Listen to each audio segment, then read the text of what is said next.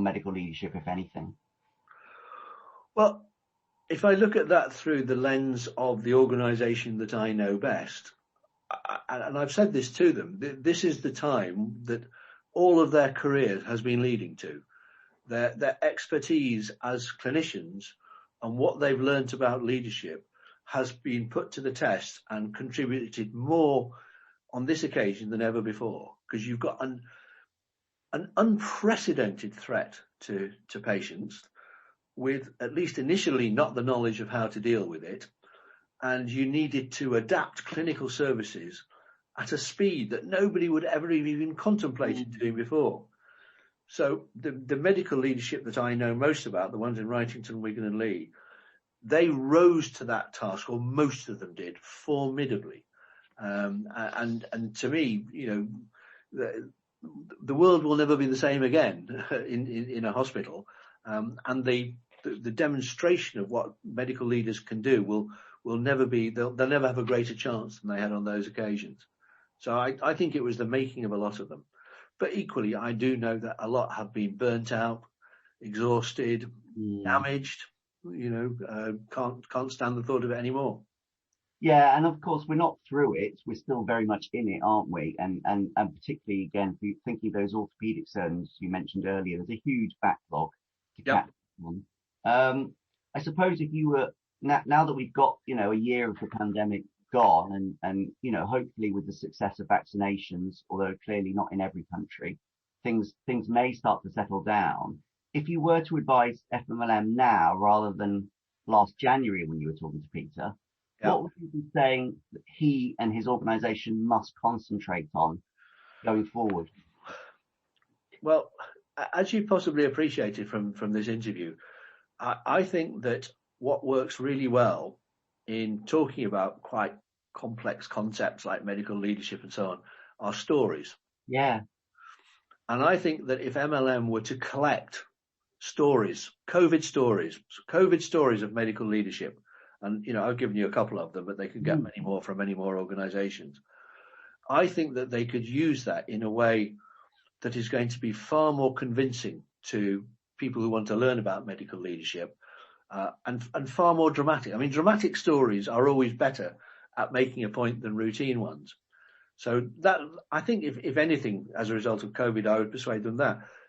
There is another aspect, is that there are all sorts of things that we have done during COVID, which previously everybody said, oh, you can't do them. Remote consultations. Oh, no. What? Orthopedic consultant working on a ward. No. ENT surgeons helping out in critical care. No. So a whole load of myths have been debunked. And the risk now, and it's beginning to happen already, is that people just revert back to the old way of doing things. And I think the not just medical, but the general management challenge at the moment is to look at all those things that happen and say, well, if they really were good, why don't we stick with them? Why do we have outpatient departments at all anymore? Nigel Edwards used to famously say that an outpatients department is a warehouse in which we store people until we're ready to use them, which is probably one way of looking at it. But I think, what's been demonstrated is that for 80% of consultations, they can be virtual. Yeah. I've heard similar things about how, because of the necessity to move at pace, governance didn't get forgotten, but it certainly got, downplayed a bit. And now governance is coming back because people are getting much more defensive and fearful of what might have been missed, and, record waiting times and all the rest of it. So, there were one of the pieces of work that I did when I was in NHSE last year, which Alistair Henderson was involved in actually, was created a document which had a long title, something like a framework for clinical blah, blah, but we called it permissions. And what this was that in order to cope with coronavirus, people had to change the way of doing things in a way that previously they would have been worried about the regulatory comeback, about the legal comeback, about their professional body, about their trade unions. So we got all of those bodies to effectively give permission. I mean, the most dramatic example was probably in critical care, where previously in intensive care, you had to have one nurse to one patient.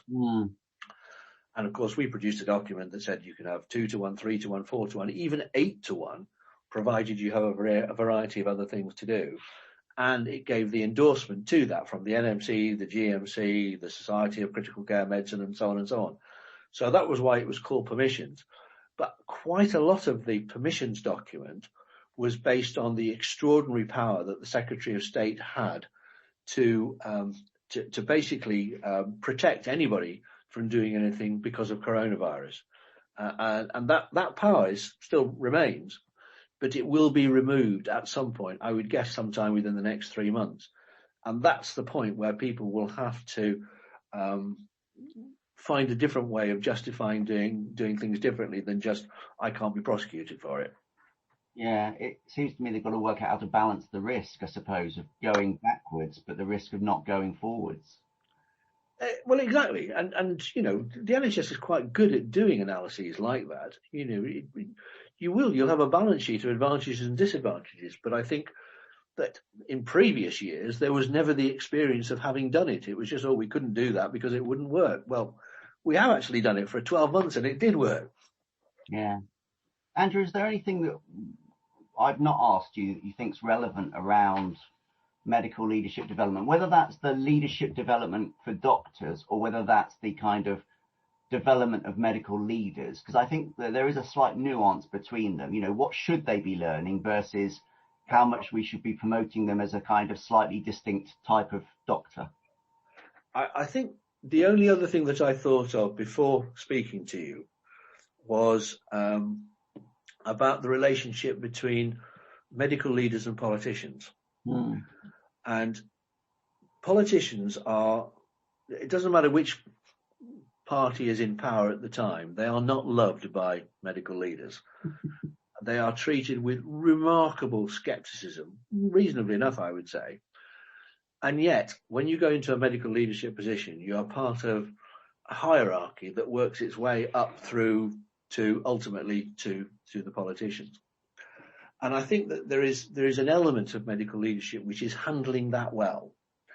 And I think it consists sometimes in translating the message. So, for example, we now will probably get some sort of a directive to organisations that says that they want to reduce the waiting list progressively over the next 12 months and have a series of targets. And if a medical leader goes along to a bunch of clinicians and say, right, we need to reduce the waiting list because here's the set of government targets, I think it's quite unlikely that they'll get hugely warm and enthusiastic buy-in.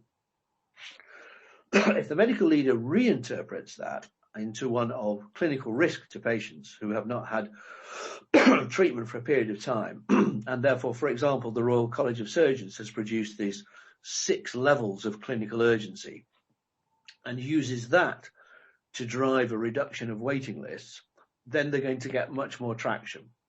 And that's just one example of almost everything to do with how the NHS is run, where doctors will be very resistant to anything that they see as being politically motivated or even politically demanded.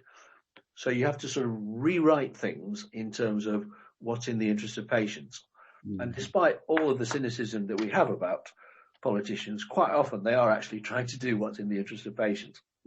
Yeah, I guess the danger is the profession then looks at those administrative elites in their profession as sort of, conduits for the government. They just hold out. Yes, they do. They often do regard them as people of selling out. And you see medical leaders over the years who are very good at treading. I mean, right now you look at the way the chief medical officer has managed himself over the last 12 months as an independent expert and not a sort of plaything of Boris Johnson. And somebody, I don't know if you know Keith Willett, who's been the sort of the national czar for the emergency. Again, lots and lots of examples where the way they talk and the way they describe things makes people realize that they are their own people. They work in a political environment, but they're doing things for the right reason. Yeah, and actually how complex it is. I've heard lots of different views on Chris Whitty and Stephen Powers about being stooges and then actually being braver. And it's that thing about if you no longer have your job, you no longer got the ability to influence. Absolutely, yeah. You've got a little leeway to disagree with the top people,